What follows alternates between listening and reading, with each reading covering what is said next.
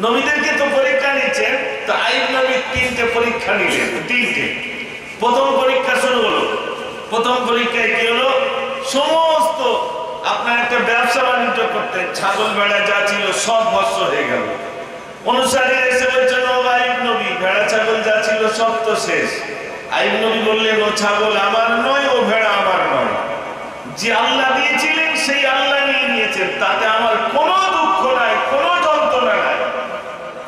বলবেন সুবহানাল্লাহ। আল্লাহ দেখলেন আমার আইয়ুব প্রথম পরীক্ষায় পাস করেছে, এবার দ্বিতীয় পরীক্ষাটা নেই। দ্বিতীয় পরীক্ষাটা কি? দ্বিতীয় পরীক্ষা ছিল একটা ঘর তৈরি করেছিল। এই ঘরটা জমিনে গেড়ে গেছে, যেমন ভূমিকম্প হলে জমিনে চলে যায়, তো এই ঘরটা জমিনে গেড়ে গেছে। অনুসারীরা শিষ্যরা এসে বলছে, আইয়ুব নবী একটা ঘর তৈরি করেছিলেন, ঘরটা তো জমিনে চলে গেল। আইয়ুব নবী বলছেন, ও ঘর আমার না, এই যা ঘরগুলো যা তৈরি করেছি সব আমার ভাই। একটু হামলে বলেন না, আপনাদের কি না? আমাদের বলে কিছু নেই, আমার বলে কিছু নেই। আমার বলতে কোনটা? যেটা খেয়েছি সেটা আমার, যেটা খেয়েছি সেটা আমার, যেটা দান করেছি সেটা আমার, আর যেগুলো রয়ে গেছে আমার না, সব অংশীদার। একটু চোখটা বন্ধ করে দেখে, সব অংশ হবে, লাশ রেখে অংশ হবে। আইয়ুব নবী বলছেন, ওখানে আমার নয়, যে আল্লাহ দিয়েছেন সেই আল্লাহ নিয়ে নিয়েছেন, ওতে আমার কোনো দুঃখ নাই। আমার আল্লাহ দেখলেন আইয়ুব তো 2টো পরীক্ষায় পাস করলে, এবার একটা কঠিন পরীক্ষা নেব। কঠিন পরীক্ষা কি? সমস্ত শরীরটা পচে গেল। প্রথমে যখন শরীর অসুস্থ হলো আইয়ুব নবী, তখন একজন আপনার সেই সময় ছিল হাকিম, যারা গাছরা ওষুধ দেয়, এরকম একজনকে ডাকা হলো। তিনি আইয়ুব নবীকে দেখে বলছেন, প্রথমে হালকা হালকা জ্বর আসবে। কি আসবে ভাই? হালকা জ্বর আসবে। এই জ্বর এত ভয়ানক হবে, এই জ্বরে যারা ছোঁয়াচে তৈরি হবে এবং শরীরটা পচে যাবে, শরীরে পোকা আসবে, ছোঁয়াচে রোগ হবে, যে ছোঁবে তারই সেই রোগে আক্রান্ত হবে। এখন যে রোগটা এসছে সে রোগটা কি ভাই? একটু জোরে বলেন। হ্যাঁ, ছোঁয়াচে না? সব নাকে ডাব বেঁধে, ডাক্তাররা তো 3টে-4টে করে বেঁধেছে, সামনে আবার জরি পেপার। মানে আপনার এমন দিয়ে দিয়েছে যে এখান থেকে পেশেন্ট ওই পর্যন্ত, এখান থেকে ওই পর্যন্ত হচ্ছে কি হয়েছে বলো, মানে এত ছোঁয়াচে হয়ে গেল। হযরত আইয়ুব আলাইহিস সালামকে হাকিম বলে দিল। হাকিম যা যা বললো আইয়ুব নবীর জীবনে তাই ঘটলো। ওই প্রথমে জ্বর, এই জ্বরে আস্তে আস্তে শরীর পচন শুরু হলো। বিয়ে করেছিলেন 4টে, 3টে বিবি চলে গেছে।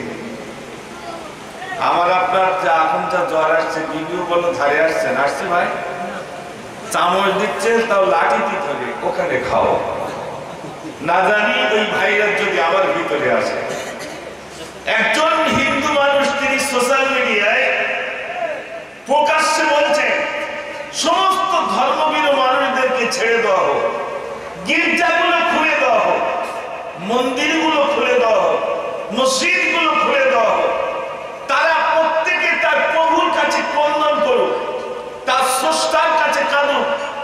আমার মনে হয়, একজন হিন্দু বলছেন, তিনি বলছেন, আমার মনে হয় এই চোখের অশ্রুতে, চোখের পানিতে, স্রষ্টার ভয়েতে যে অশ্রুটা বার হবে, এই অশ্রুর বিনিময়ে মনে হয় এই ভাইরাস, এই ভয়াবহ, এই করোনা ভয়াবহ ভাইরাস হয়তো দুনিয়া থেকে নির্মূল হতে পারে একমাত্র বান্দার চোখের পানির বিনিময়ে। একজন হিন্দু মানুষ যদি তিনি এটা বলতে পারেন, আমরা তো আগে থেকেই বিশ্বাস করছি যে এটা আল্লাহর গজব, একমাত্র যেতে পারে চোখের পানির বিনিময়ে, তাছাড়া আইনের সমস্ত শরীরটা পচে গেল। আর একটা দিন আগে বলেনি বক্তব্য রাখা নাকি, আমি কিন্তু আর খুব একটা গজল টজল বলিনি ভাই, কেউ যেন ভাববেন না বুঝি গজল টজল বলবেন। এখন বয়স হয়ে গেছে, তো আগে অল্প বয়স ছিল তখন শুধু গজল বলতাম, কিন্তু এখন একটু মানে হাওয়া মধ্যে লিকও সারাই করি। যদি বলেন যদি লিক সারাই না হয় তো শুধু হাওয়া দিলে হাওয়া থাকবে ভাই? হ্যাঁ না বলেন না? একটা টিনে যদি 14 জায়গায় লিক থাকে, মিস্ত্রির কাছে যদি বলেন হাওয়া দেন, হাওয়া থাকবে? থাকবে না। তা আগে শুধু গজল বলতাম, যুবকরা সুরে চলে যেত, ও শুধু হাওয়া দেওয়া মতো হতো। কিন্তু এখন দেখছি ও দোয়া বেকার হয়ে যাচ্ছে। তা এখন লিকও সারাই হবে, হাওয়াও দেওয়া হবে, দুটো একসঙ্গে হবে। আর আপনারা যদি গজল শুনতে চান তাহলে একটু আগে আগে আসতে অনেক যুবক রয়েছে, মাঝে মাঝে একটা আধটা বলবো ইনশাআল্লাহ। যিনি চলে গেছেন, ইন্তেকাল হয়ে গেছেন, ওনার নামে তো একটা বলতে হবে। আমার আব্বাও চলে গেছেন, আমার মাও চলে গেছেন। আপনাদের এখানে মানে বিরাট ভাবে আসতে পেরেছি যে আমার দুলাভাইয়ের বেই মশাই, অর্থাৎ আমারও বেই, এই সূত্রে এখানে আসতে পেরেছি। আমার লাইফে এই জলসাকে কেন্দ্র করে মানে আপনাদের এখানে প্রথম এসেছে নাকি ভাই? এখানটায় প্রথমে, আশেপাশে কোথায় এসেছে আমার মনে হচ্ছে না, তবু মনে হচ্ছে এইখানটায় প্রথম এসেছি। একবার তো বিদ্যান দেখি নাই। আলহামদুলিল্লাহ। আমি গজল বলবো, একটু সময় দেন, ইনশাআল্লাহ এখানে গজল শোনানো হবে।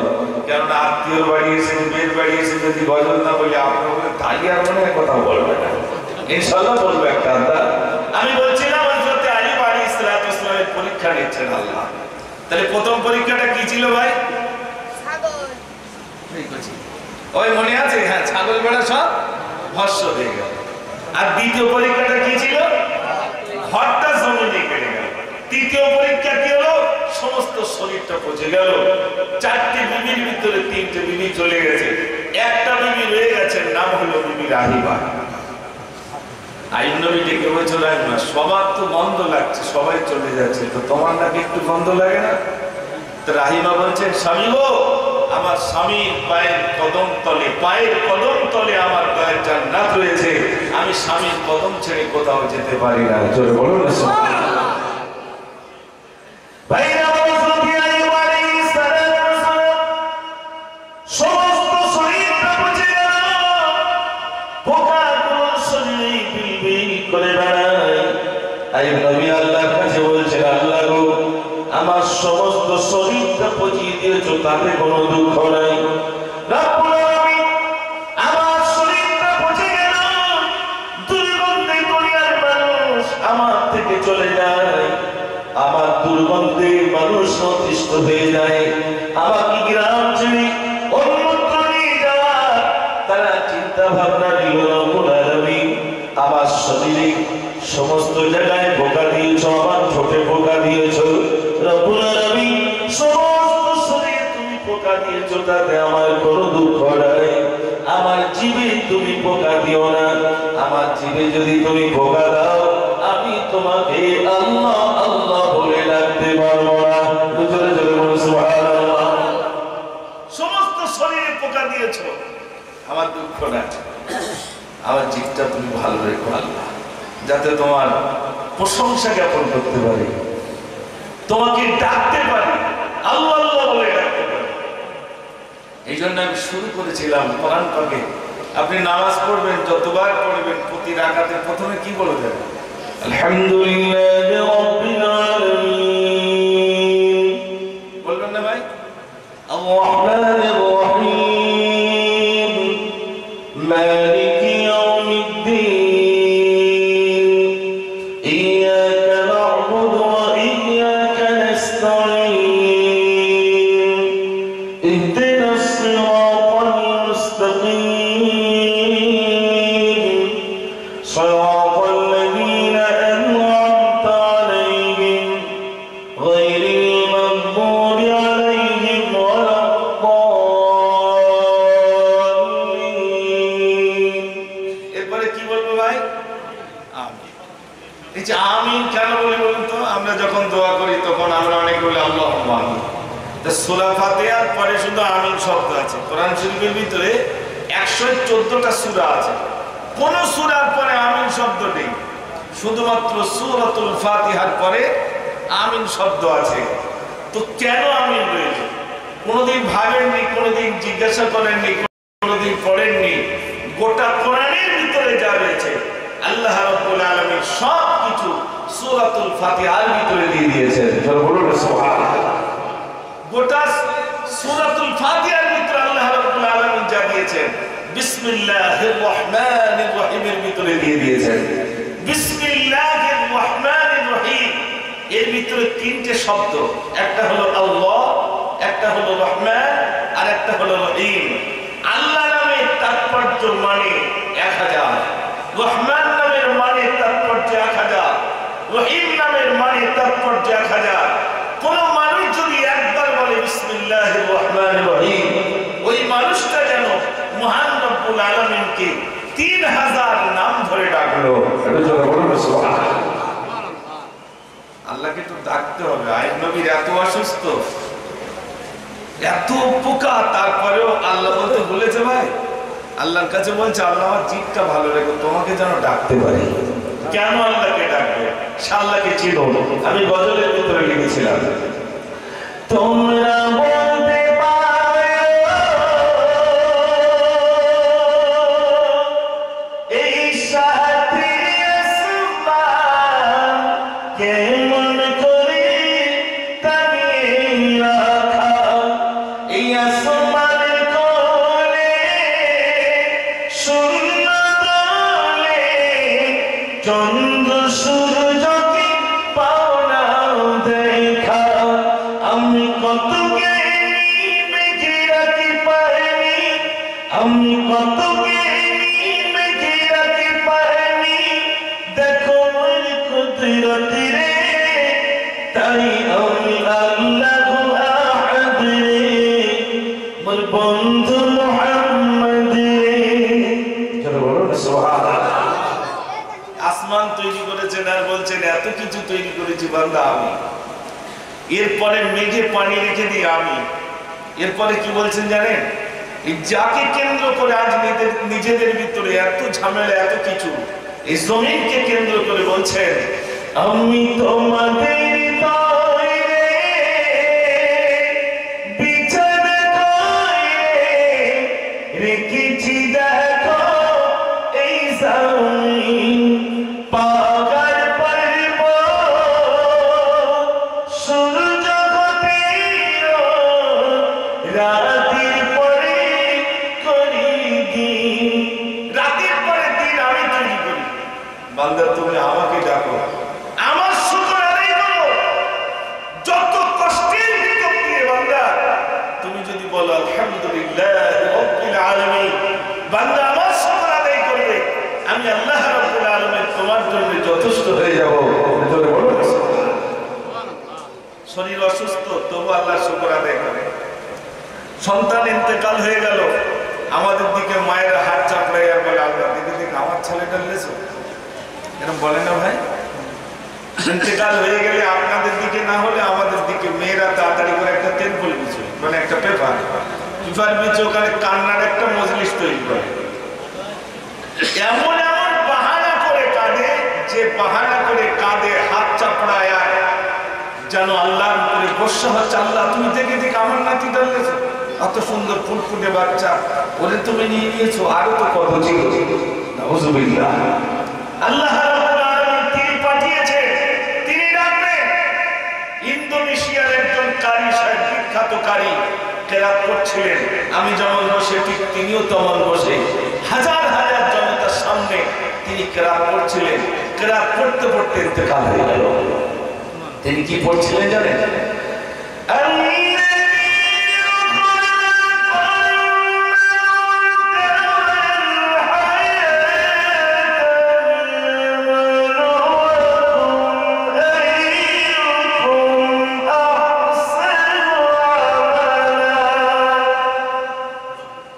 এই পর্যন্ত পড়লেন, আস্তে আস্তে নিস্তেজ হয়ে ইন্তেকাল হয়ে গেল, আর পড়তে পারলেন। তিনি কি পড়ছিলেন? কোরআন পড়ছিলেন, কিন্তু কোরআনের ওই আয়াতে কি লেখা ছিল জানেন? মানেটা কি? আল্লাযী খালাকাল মাউতা ওয়াল হায়াতা লিয়াবলুয়াকুম আইয়ুকুম আহসানু আমালা। আল্লাহ বলছেন আমি মৃত্যু দিলাম এবং হায়াত দিলাম, কে কেমন আমল করে আমার কাছে আসতে পারে। এইটুকু পড়তে পড়তে তার ইন্তেকাল হয়ে গেল। ভাই ইন্তেকাল তো হলো, কেউ নামাজ অবস্থায় ইন্তেকাল হচ্ছে, কেউ সিজদার দিতে দিতে ইন্তেকাল হয়ে যাচ্ছে, কেউ কলমা পড়তে পড়তে ইন্তেকাল হচ্ছে, উচ্চ আওয়াজে কলমা পড়তে পড়তে ইন্তেকাল হচ্ছে, আবার কেউ কুকুরের মতো ছাগলের মতো রাস্তায় পড়ছে, হচ্ছে না ভাই? আল্লাহর নবী সাল্লাল্লাহু আলাইহি সাল্লাম তিনিও এই আমাদেরকে উদ্দেশ্য করে বলেছেন আমিও আল্লাহর কাছে আশ্রয় চাই, আয় আল্লাহ আমাকে তুমি হঠাৎ মৃত্যু দিও না, যদি হঠাৎ আমি তওবা করতে পারবো না। আয় আল্লাহ, আমাকে এমন সময় মৃত্যু দিও, কলমা পড়তে পড়তে, তওবা করতে করতে আল্লাহ মৃত্যুটুকু নসিব করো। আল্লাহ নবী বলেছেন, এ আমার উম্মতেরা, আমি আমার আল্লাহর কাছে আশ্রয় চাই, আল্লাহর কাছে দোয়া করি, আল্লাহ তুমি আমার হঠাৎ মৃত্যু দিও না। আমার উম্মতেরা, তোমরা আল্লাহর কাছে দোয়া করো। এখানে যতগুলো ভাই আমরা উপস্থিত হয়েছি, যিনি চলে গেছেন আমরা অনেকেই ভাবছি বয়স হয়ে গেছে বলে চলে গেছে। আমাদের যেতে হবে না ভাই? একটু বলে যেতে হবে। কিরকম যেতে হবে একটু আপনাদেরকে দৃষ্টান্ত দিই। এই দেখবেন পুকুরে আপনারা ছিপ ফেলেন বর্ষার সময়, একটু হ্যাঁ না বলে ছিপ ফেলেন তো? আচ্ছা, মাছ কি ডেঙায় থাকে না পুকুরে থাকে? পুকুরে থাকে। ওরা কিন্তু ডেঙার খবর রাখে না, ওরা পুকুরের খবর রাখে। আমরা যেমন ডেঙায় আছি, খবরের খবর রাখি না, মাছগুলো পুকুরে আছে, ডেঙার খবর রাখে না। ওরা ওদের মতো ঘুরছে। একটা বড় মাছ সব মাছগুলোকে ডেকে বলছে সব বলছে কি বলে, পুকুরে কিন্তু একটা শিপলা আছে, ও এরকম নাচা বেশি খাদ্য দিয়ে, যদি ধরিস টান মারবে। বলছে তারপর? বলছে টান মারবে, প্রথম গিয়ে আচার খেতে হবে। বলছে তারপর? বলছে তারপর তোকে প্যাকেট বন্দি করবে। বলছে তারপরে কি করবে? বলছে তারপর সোজা নিয়ে যাবে বটির ধারে, বটির ধারে নিয়ে কায়দা করে ছিঁড়বে। বলছে তারপরে কি করবে? বলছে তারপরে তোকে টুকরা টুকরা করবে, টুকরা টুকরা করে গরম তেলে ভাজবে, ঝোল করে খাবে। এই এত বক্তব্য মাছের সামনে সব মাছগুলোকে করলো। একটা মাছ ওর কথা শুনিল, ভাত দাও দিন, শিপলা নাকি আসবে, আবার নাকি আমাদের ঝোল করে খাবে, আবার নাকি আমাদেরকে বটিতে ছিলবে, আবার নাকি টুকরো টুকরো করবে। এই কারুর বিশ্বাস হবে ভাই? যেহেতু ওরা তো পানিতে আছে। এখন যদি আপনাদের কাছে আমি কবরে যন্ত্রণার কথা বলি, আযাবের কথা বলি, কেউ বিশ্বাস করবে না। বলে মুজাফফরের কথা বাদ দিয়ে দিই, কারুর বুঝে আসবে না। ঠিক পুকুরে মাছগুলো যেমন শিপলার কথা বুঝে আসছে না, আমি যতই বক্তব্য রাখি আমার কথা বুঝে আসবে না। ওরা ওদের মতো ইচ্ছা মতোই ঘুরছে। বেনামাজি যেমন আমরা ইচ্ছা মতো ঘুরছি, ওরা ওদের মতো ঘুরছে। শিপলা এসেছে নাচাচ্ছে যখন, এই ঝপ করে ধরলো, মারলো টান। প্রথমে আছাড় খেলো, থলে বন্দি করে যখন বটির ধারে গিয়ে ছিলছে, তখন ওর মনে পড়ছে এই বক্তব্যটাই তো আমার বড় মাছ করেছিল। আর যদি তার বক্তব্যটাই শুনতাম, তাহলে আমার বটির ধারে আমার এরকম আর ছিলত না। আমার কথাটা এখন মনে হবে না, মনে হবে কবরে নিয়ে যখন ছিলবে তখন মনে হবে তাই তো, এই মিলাদটাই তো মুজাফফর ভাই করেছিল। আর যদি ওই মিলাদটা শুনে আমার জীবনটাকে পরিবর্তন করতাম, তাহলে আমার কবরে আর এই আযাবে গ্রেফতার হতে হতো না। এখন মনে হবে না। ওই ঘরে যতক্ষণ না যাব ততক্ষণ বান্দার মনে হবে না। কষ্ট পাচ্ছেন আপনারা? আমি একটু বোঝানোর চেষ্টা করব। আমার ভাইরা, আজ এখানে আমরা যারা উপস্থিত হচ্ছি, রেখে এসেছি গড়ায় হযরত আইয়ুব আলাইহিস সালামের কথা মনে আছে? ভাইরা,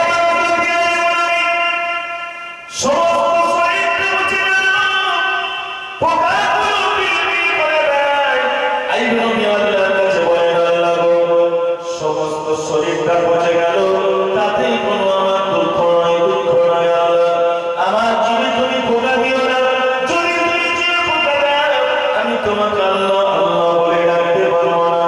হযরত আইয়ুব আলাইহিস সালামের অনুসারীরা এসে একটা খাটিয়া তৈরি করলো, খাটিয়া তৈরি করলো, খাটিয়া তৈরি করে আইয়ুব নবীকে ধরে এই গ্রাম থেকে যখন অন্য গ্রামে নিয়ে যাওয়া হলো, সেই গায়ের মানুষ বলছে কানের কোণে বলা, এত দুর্গন্ধ, এত দুর্গন্ধ আমরা সহ্য করতে পারবো না, তোমরা অন্যত্র নিয়ে যাও।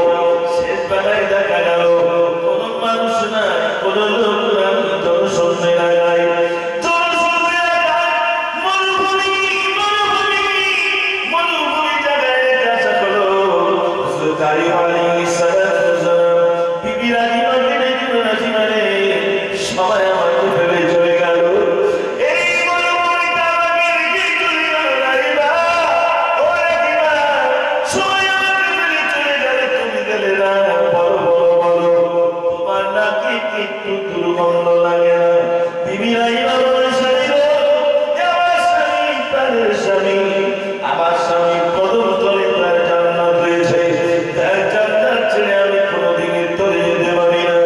ভাইরা আমার হযরত আইয়ুব আলাইহিস সালাম শরীরে পোকা, হাতে পোকা হইল, ঠোঁটে পোকা হইল, সমস্ত মুখমণ্ডলে পোকা।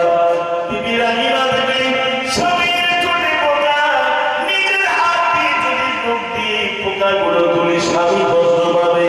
আমার স্বামী কিন্তু কোনো মতেই কষ্ট দেওয়া যাবে না। হাদিস পাকের ভিতরে এসেছে কোন স্ত্রী যদি নামাজ পড়ে আর স্বামী কাজ থেকে চলে এসেছে, স্বামী কাজ থেকে এসে যদি বিবিকে ডাকে, ও বিবি আমার পানির পিপাসা পেয়েছে, তুমি পানি দাও।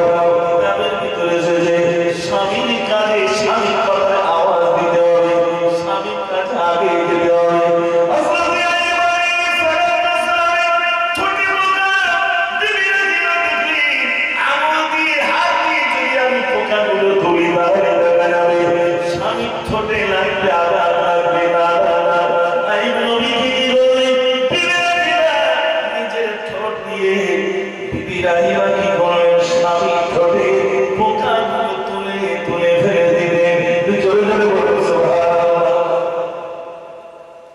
চিন্তা করছেন যে আর হবে না। আর তিনজন তারা বলছে আমাদের সঙ্গে মিশিস নে, তুই যা নোংরা পরিষ্কার করছিস আমাদের সঙ্গে মিশিস নে, হয়তো ভাইরা নামাতে পারবে। অনেক বৃদ্ধ বাপ পায়খানা টাইখানা করলে অনেকে চিন্তা করে ওই ভাইরা যে আমার কাছে আসবে, নাকে টাপ থেকে শুরু করে বহু কিছু দেয়, না জানে ওই ভাইরা আমার ভিতরে আসে কিনা। ভাইরা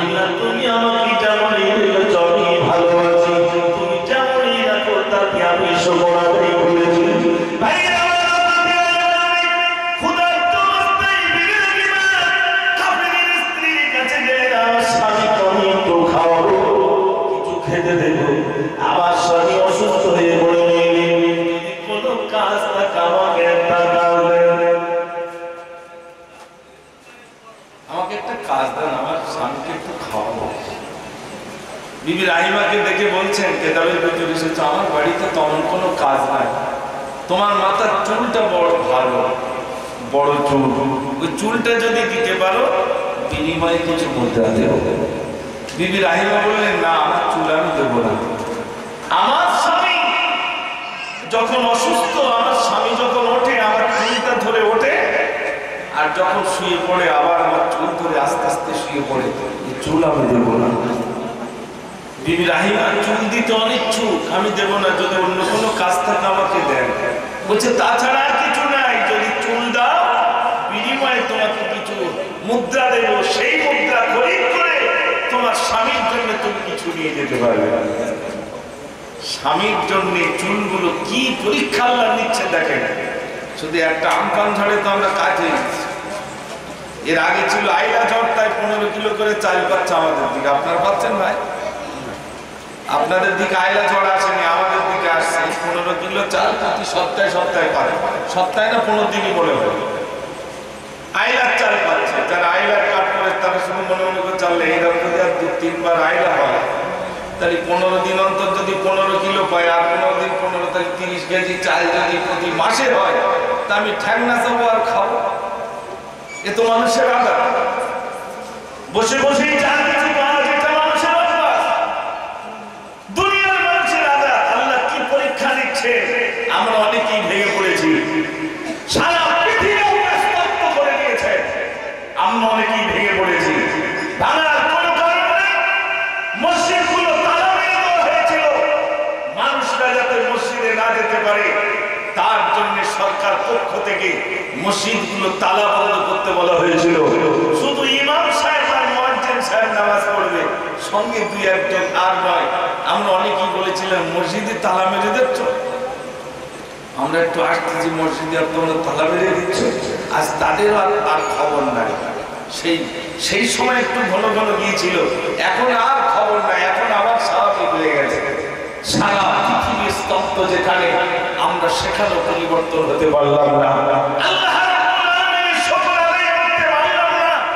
আপনি চিন্তা করতে পারেন আমি আপনি কত ভালো রয়েছি, আমার আপনার কত সুন্দর ভাবে ইন্তেকাল হয়ে গেছে, তাদের সুন্দর ভাবে আমরা কবরস্থ করতে পেরেছি।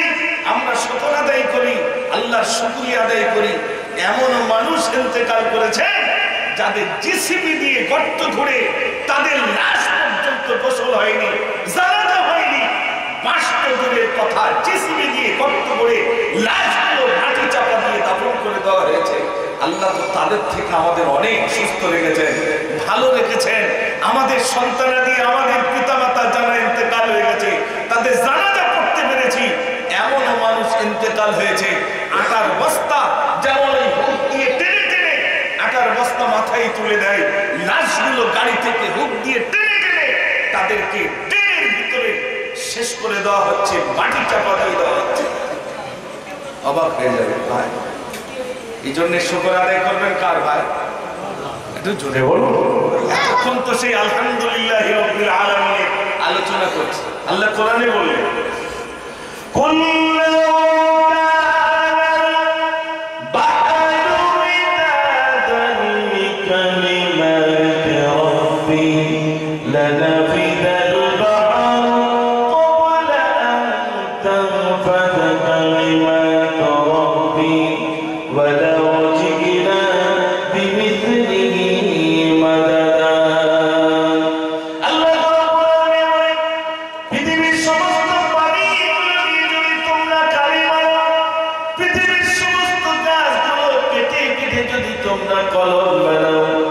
এরপরে যদি তোমরা আমার প্রশংসা লিখতে থাকো, লিখতে লিখতে তোমাদের কাজগুলো শেষ হয়ে যাবে, তথাপি আমার প্রশংসা লিখে শেষ করা যাবে না।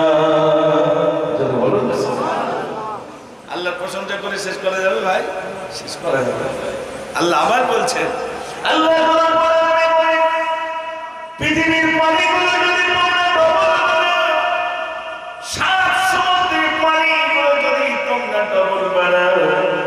তাহলে 14টা সমুদ্র হয়ে যায়। পৃথিবীতে 7টা সমুদ্র আছে, আল্লাহ বলছে ওটা যদি ডবল বানাও 14টা সমুদ্র হয়ে যায়। 14টা সমুদ্রের পানিগুলো যদি তোমরা কালি বানাও, কালি বানানোর পরে যদি আমার প্রশংসা লিখতে থাকো, লিখতে লিখতে লিখতে কালিগুলো শেষ হয়ে যাবে, তথাপি আমার প্রশংসা লিখে লিখে শেষ করা যাবে না।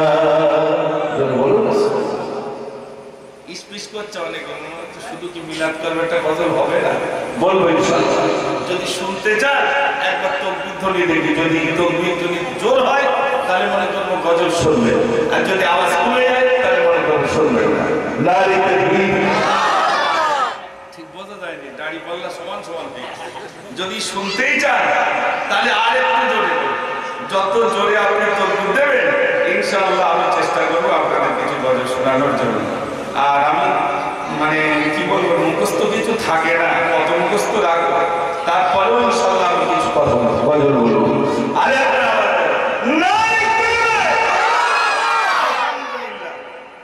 আগে তো মা নিয়ে গজল বলি, তারপর আব্বা নিয়ে বলবো, যারা চলে গেছে তাদের নিয়ে।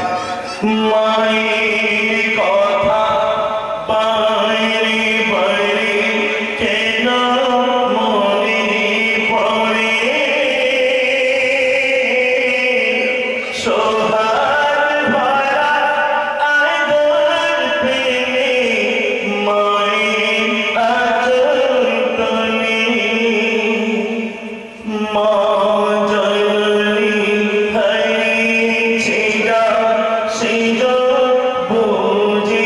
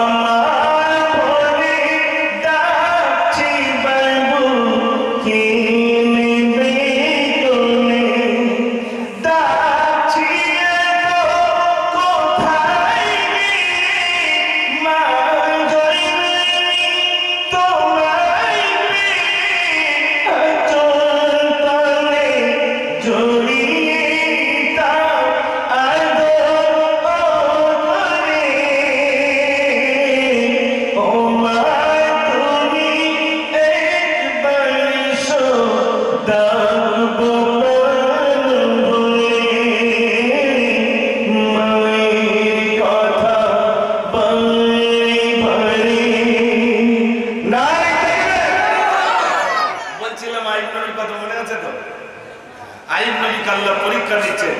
3টে পরীক্ষার ভিতরে শেষ পর্যন্ত আইয়ুব, আমি সংক্ষেপে বলছি, হযরত আইয়ুব আলাইহিস সালাম আল্লাহর কাছে বলছেন, আল্লাহ 1 বছর নয়, 2 বছর নয়, 16টি বছর তুমি আমার এই অসুস্থ রেখে দিয়েছো। এরপরে শরীরে 2টো পোকা জমিনে পড়ে গেছে। ভাই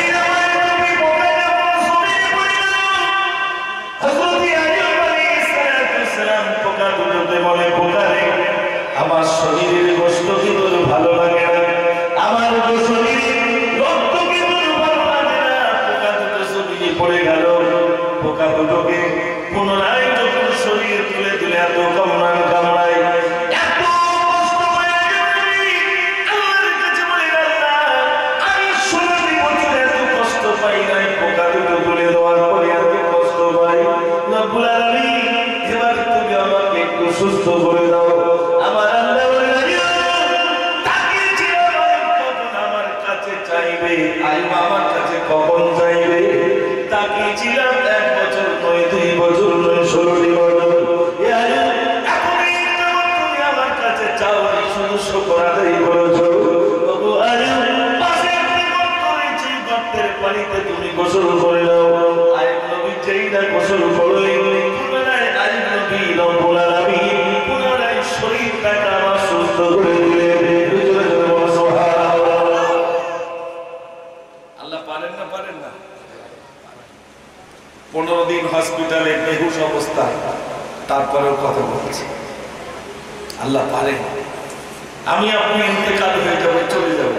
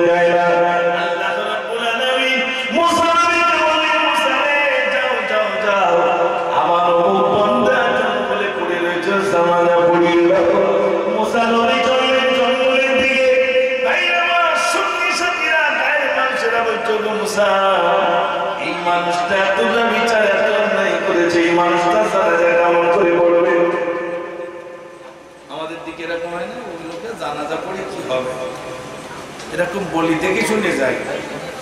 আবার ইদানিং আর জানা যায় যেতে চাচ্ছি না, কেন না জানি আবার করোনা হয়েছে কি তার ঠিক নেই। আগে জিজ্ঞেস করে যায় ভাই কিভাবে মরেছে, যদি বলে জ্বর তার মোটেই জানতে পারে না। আমার কথা বুঝতে পারছেন ভাই? যদি বলে জ্বর তাহলে জানে যায় লোক কতটা হবে আল্লাহ জানে। যদি বলে জ্বরে আক্রান্ত হয়েছিল 15 দিন আর খুব দমের কষ্টই মারা গেছে, তো বুঝে নেবে পরিষ্কার পুরো একদম করুণা। আবার একই ল্যাবরেটরিতে রক্ত পরীক্ষা করছে, ব্লাড পরীক্ষা করছে, ইনি বলছেন করোনা হয়েছে আর ইনি বলছেন নেগেটিভ আর উনি বলছে পজিটিভ, মানে একজন বলছে করোনা হয়েছে আর একজন বলছে হয়নি। একই বেলা একই সময়ে দুটো ল্যাবরেটরিতে দেওয়া হয়েছে। এই হচ্ছে বর্তমান ভারতবর্ষের পরিস্থিতি। শেষ করে দেবো না, এবার কষ্ট হচ্ছে। যদি শেষ করে দিতে বলেন তাহলে সেটা অনেক স্পিস হচ্ছে, তো মানে মোটামুটি আর আমরা আপনারা সবাই আমার দিকে তাকিয়েছেন আর আমি একা আপনার দিকে তাকিয়েছি। আপনাদের কষ্ট হলে আমি বুঝতে পারি যে কি কষ্ট হচ্ছে। নিশ্চয়ই আমার এই কথাগুলো হয়তো আর খুব বেশি শুনতে চাই। তালুকের ব্যবস্থা আছে না? আছে, তাহলে অসুবিধা কি? আমার তো 11:30টার ভিতরে শেষ করতে বলেছে, আর বেশি বাকি নেই, মিনিট 10-15, ইনশাল্লাহ তার ভিতরে শেষ হয়ে যাবে। আরেকবার ঘুম ছাড়ার জন্য একটু তকবীর দেন না, উচ্চ আওয়াজ আল্লাহু আকবার বলেন, দেখবেন আপনার শয়তান যে ঘুম পাড়াচ্ছিল সেটাও চলে যাবে। নারে তাকবীর।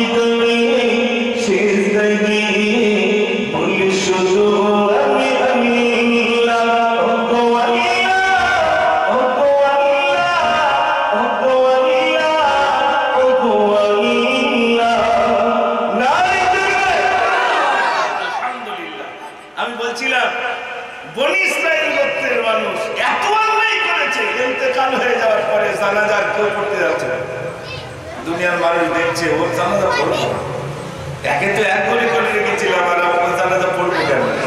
ইমামে আজম আবু হানিফা রাহমাতুল্লাহ আলাইহি বলছেন যে আমি বেশি জানাজা নামাজ পড়তে যেতাম, মাইয়ের ইন্তেকাল হয়ে গেলে আমি জানাজা পড়তে যেতাম বেশি, বিয়ে বাড়িতে কম যেতাম আর জানাজা নামাজে বেশি যেতাম। জানাজা নামাজ পড়লে কি লাভ একটু শোনেন। যদি কোনো মুমিন ব্যক্তির জানাজা নামাজ আদায় করতে পারে ওই মানুষটাকে যখন কবরস্থ করা হবে কিছু ফারিস্তা এসে ওই মানুষকে বলবে, ও আল্লাহর বান্দা, তোমার জানাজা নামাজ যারা পড়তে এসেছিলেন আল্লাহ রাব্বুল আলামিন তাদের জীবনের ত্রুটিগুলো ক্ষমা করে দিয়েছেন। যারা বলুন না সুবহানাল্লাহ। তাহলে জানাজা পড়লে লাভ আছে না লস আছে ভাই? লাভ আছে, প্রচুর লাভ। জানাজা পড়লেন, যখন ইন্তেকাল হয়ে যাবে আপনি যাবেন, মুমিন ব্যক্তি কি করে বুঝবেন? বসিরহাট হুজুর কিতাবের ভিতরে লিখেছেন মুমিন ব্যক্তি চেনার নিশানা, আমি বলবো ইনশাআল্লাহ। তো মুসা আলাইহিস সালাতু ওয়াসসালাম আল্লাহর কাছে বলছেন, আল্লাহ ওই মানুষটা জানাজা কি করে পড়বে? এত অন্যায় করেছে, এত অন্যায় করেছে। আল্লাহ তুমি জানাজা পড়ে দাও, ওই মানুষটা তুমি জানাজা পড়াও, তুমি জানো না আমি জানি তুমি জানো না। মুসা নবী ভাইরা আমার তারা নিরমান আল্লাহ রাব্বুল আলামিন বললেন, মুসা নবী জানাজা পড়বে, রাব্বুল আলামিন বললেন, মুসা রে আমার ওই বান্দা অন্যায় করেছিল, গায়ের মানুষ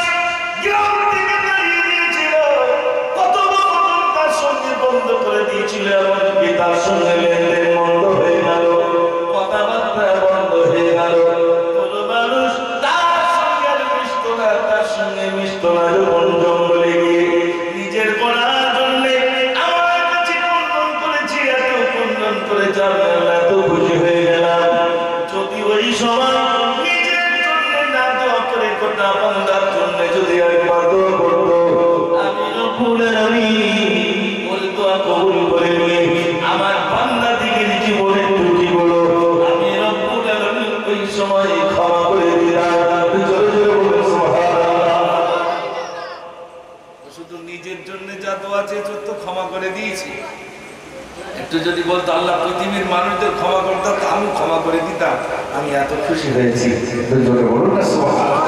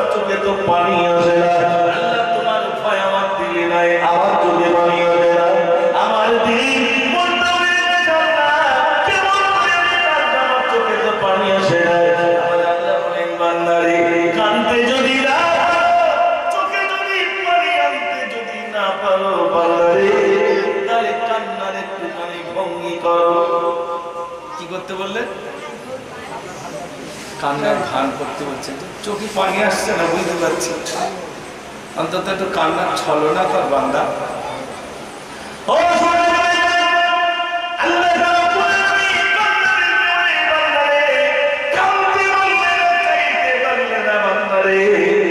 আমাকে তুমি ডাকতে বললে না, আমার বান্দা একটুখানি কান্না ছলনা কর, কান্না ছলনা কর। ওই বাহারায় আমি রব্বুল আলামিন তোদের জীবনে ক্ষমা করে দেব।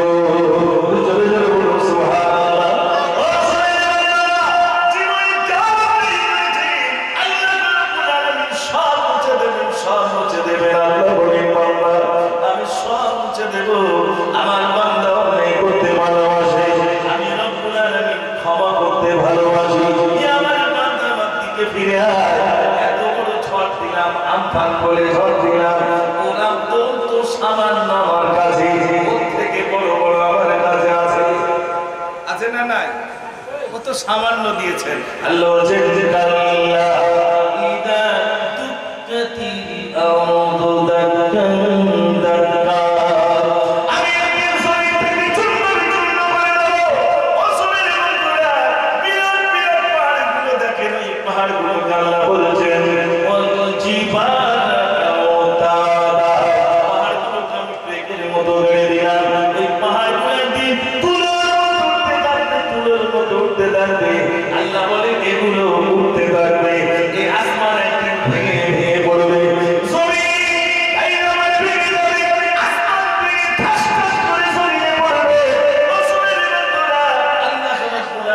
সবকিছু মনে রাখবে, অন্যান্য নবীদের উম্মতেরা যদি অন্যায় করতে আল্লাহ রাব্বুল আলামিন সঙ্গে সঙ্গে আশ্বাস দিতেন, কিন্তু আমরা করেই গেছি। আমার আপনার নবীর খাতিরে আল্লাহ সাল্লাল্লাহু আলাইহি, এত সামান্য ঝড় শুধু নবীর খাতিরে সামান্য দিয়েছে, এর থেকে বড় বড় তার কাছে আছে, আছে না ভাই? শুধু শেষ নবীর উম্মত বলে একটু কম দিচ্ছে ভাই, এত গাছ গাছালি উড়িয়ে সব পালাবে, কেউ বুঝতে পারবে না যে এত ঝড় কোথার থেকে এলো। মানুষ তো মানুষ, আল্লাহ মরুভূমির বালু তো বালিগুলো পাহাড় মতো থাকে, আর মরুভূমিতে উট চলে, উট। তা উটগুলো আল্লাহ কি সুন্দর দিয়েছেন দেখেন, আল্লাহ ওদের গলার ভিতরে পাকস্থলীতে পানির ট্যাঙ্ক বানিয়ে দিয়েছেন। যারা বলুন না সুবহানাল্লাহ। মরুভূমিতে যখন উট চলে এত হাওয়া হয়, যেখানকার বালির পাহাড় উড়ে গিয়ে ওইখানটায় জমা হবে। তো বালিতে ধরুন আপনার উট চলছে, উট তখন কি করে ওই ঝড়ে তাড়াতাড়ি মুখটা চেপে দেয়। মুখটা যখন দেয় ওর উপরে সব বালি থেকে যায়। বালি যখন জমা হয়ে যায় ওরকম 10 দিন 15 দিন যদি বালি উটের উপরে চাপা থাকে, আল্লাহ রাব্বুল আলামিন উটের ভিতরে পাকস্থলীতে অক্সিজেন এবং পানি দিয়ে রেখে দিয়েছেন। 15 দিন 1 মাস বালির ভিতরে থাকবে, উটের কিঞ্চিত পরিমাণ কোনো কষ্ট হবে না। যারা বলুন সুবহানাল্লাহ। ওই বালিতে যে চড়বে আল্লাহ জানেন এই বালিগুলো এক জায়গা থেকে আর এক জায়গায় চড়বে। আমাদের নদীর দিকে বালি কাটে না ভাই? বালি কাটে তো নদীর যেখানে বালি কাটে একবার দেখে আসবেন, এত বালি কাটা কাটছে, বালি কেটে নিয়ে চলে যাচ্ছে, পরের গনে এসে দেখছে আবার সমান। এত বালি দিচ্ছে, পরের গনে দিচ্ছে সমান। এই যে বালিগুলো ঘরগুলো কাটছে, কি আমাদের মোদিবাবু তৈরি করছে বলে মনে হয়? এসব কাজ সৃষ্টি ভাই, এটা কথা বলে সব আল্লাহর সৃষ্টি। এই যে কয়লাগুলো কাজ সৃষ্টি, সব আল্লাহ। যে পাথরগুলো মসজিদে বাড়িতে বসাচ্ছে, পাহাড় শুধু উপরে নয়, জমিনের নিচেও পাহাড় আছে। যে পাহাড়গুলো কেটে কেটে গুড়ি তৈরি করে শ্বেত পাথর হিসাবে আমরা ব্যবহার করছি, এগুলো আল্লাহ রাব্বুল আলামিন আমাদের জন্য সৃষ্টি করেছেন। আর সেই আল্লাহ রাব্বুল আলামিন বান্দার দিকে তাকিয়ে রয়েছেন, বান্দা তুমি আমার কাছে ক্ষমা চাও, আমি আল্লাহ ক্ষমা করে দেব। বান্দা ক্ষমা করে দেব। আজ এখানে যারা যুবক নওজোয়ান বন্ধু এসেছি, আমি শেষের দিকে ইনশাআল্লাহ, এখনো তো গজল শুরু করিনি, এত ইঞ্জিন গরম করার মতো দুটো একটা বলেছি। যখন বলবো যে গজল শুরু হচ্ছে তখন বলবো না, এটা কিন্তু একটা বলিনি। তবু আপনারা যখন শুনতে চাইছেন আমি কথা দিচ্ছি বলবো ইনশাআল্লাহ। তবে একবার বলতে হবে, আমরা এখানে যারা উপস্থিত আছি, যারা নামাজ পড়ি না, একবার বলতে হবে ইনশাআল্লাহ নামাজ পড়বো, তাহলে আমার গজল শুরু করবো। কেন যদি ওটা না বলে তাহলে গজল বলে লাভটা কি ভাই? লিপ্ত তাহলে সারাই হবে না। আর বাপজিরাকে আমার সঙ্গে সমর্থন করছেন তো নাকি?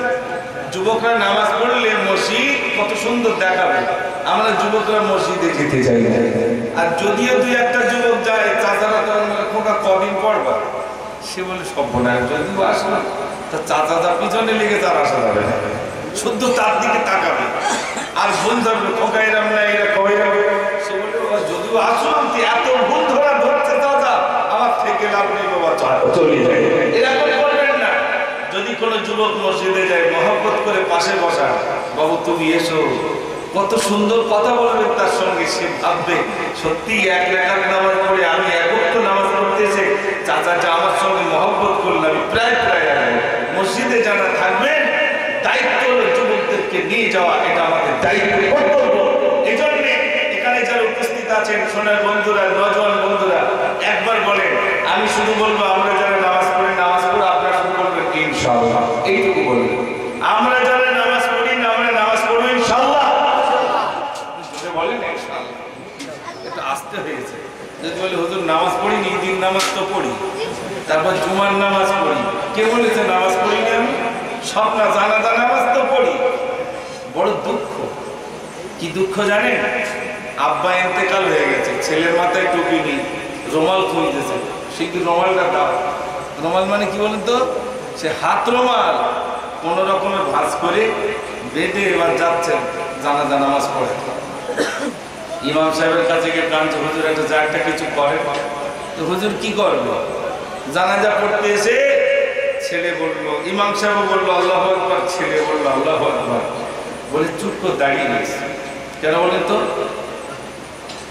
বসিরহাটে দেখবেন মাঝে মাঝে মোমবাতির মিছিল হয়। কেন? মুসলমান ওদিকে এক চপাটে শেষ করে দিয়েছে, মোমবাতির মিছিল করছে আর 1 মিনিট নীরবতা পালন করছে, যে ইতি বুঝি তাদের আত্মা শান্তি পাবে। আমি সেই নীরবতা শিখে রেখে দিয়েছি, তাই জানাজা করতেছে চুপ করে দাঁড়িয়ে গেছে। আল্লাহ বলছে তোর মুখটা কিছু বেরো করে। কেন? কি করে বার হবে? সন্তান একবারও বলতে পারলো না আল্লাহুম্মা গফিরলি হাইয়িনা ওয়া মাইয়িতিনা ওয়া শাহিদিনা ওয়া গায়িবিনা।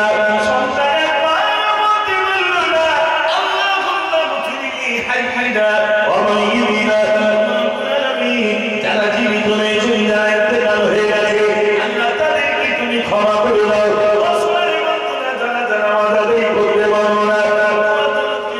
পড়তে পারলো না, নবীর শানে দরুদ পড়তে পারলো না, সালাতের কোনো দোয়াই পড়তে পারলো না। মনে রাখবেন, মানুষ যখন জন্ম নেয় তার কানে আযান দেওয়া হয়ে যায়, আযান হয়ে গেছে, বাকি শুধু আছে কি? আযান হয়ে গেছে, বাকি কি ভাই? নামাজ। আমাদের সব আযান হয়ে গেছে, এবার নামাজটা বাকি। সে নামাজটা সামনে খাটিয়া রেখে ইমাম সাহেব বলছে, তুমি একটু বলো যে আমার আব্বা যা ভুল ত্রুটি করেছে আল্লাহর রাস্তায় ক্ষমা করে দেন, আর যদি কোনো টাকা পয়সা পেয়ে থাকে একটু বলবেন আল্লাহর রাস্তায় আমার বলবে না। বলে হুজুর আমি বলতে পারবো, তুমি একটু বলে দাও। এটা বলে না, বলে না, এটা হ্যাঁ না, বলেন না যে আমি বলতে পারবো না, তুমি একটু বলে দাও।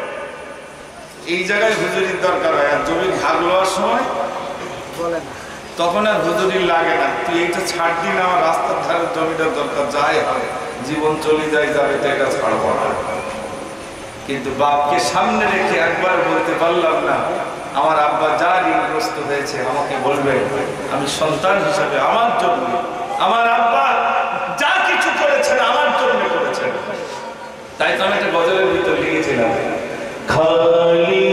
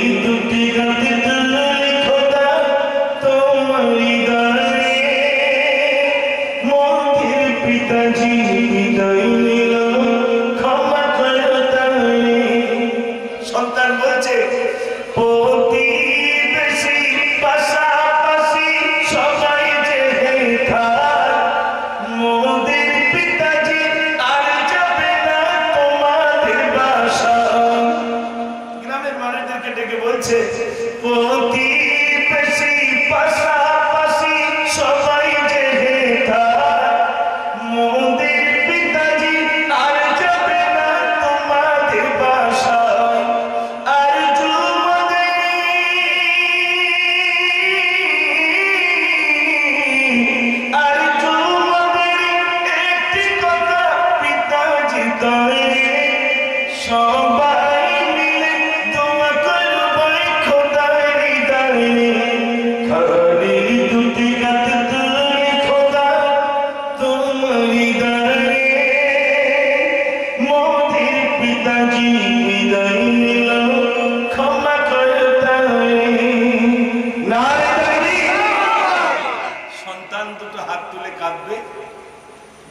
স্কুলে যা, দাড়ি থাক আর নাই থাক, যে অবস্থায় থাক, একটু ওযু করে সূরা ফাতিহা, দরুদ শরীফ, সূরা ইখলাস পড়ে দুটো হাত তুলে বলবেন, আল্লাহ তুমি ক্ষমা করে দাও।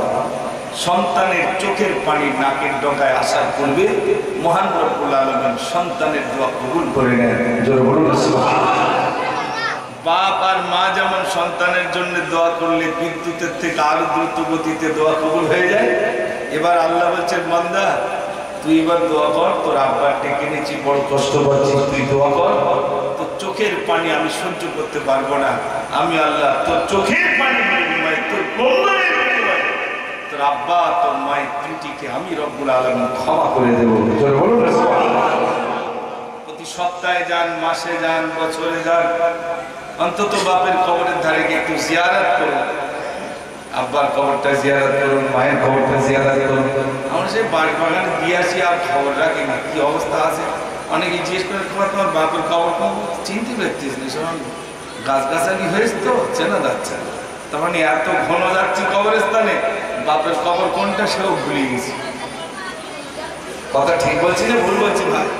অনেকে খবর নেবে বাপের কোন জায়গায় কবর আসে খেয়াল নেই, বুঝতে পারছি মাটিটাকে ফেলেছে তো সে আর খেয়াল নেই। তার মানে কবরের সঙ্গে এত সম্পর্ক যে বাপ আর মাকে কোথায় মাটি দিয়েছে সেটা আমাদের চিহ্নিত করার নেই, সেখানে গিয়ে দাঁড়াই নেই। তবে একটা দিন যায়, সেটা হলো শবে বরাত পড়লেই হয়, তখন ছুটবো, কতটা রোজা আছে সব জিয়ারত করবো, বাপ মারটা বাড়বো। এটা করবেন না ভাই। বাপ মার কবরটা আগে জিয়ারত করুন, তারপরে যেখানে যাবেন যাবেন। যত বিশ্রামের রওজা শরীফে যান, কোনো অসুবিধা নেই। প্রথম নিজের আব্বা মা যদি চলে যায়, তাদের কবরের ধারে দাঁড়িয়ে দোয়া চান।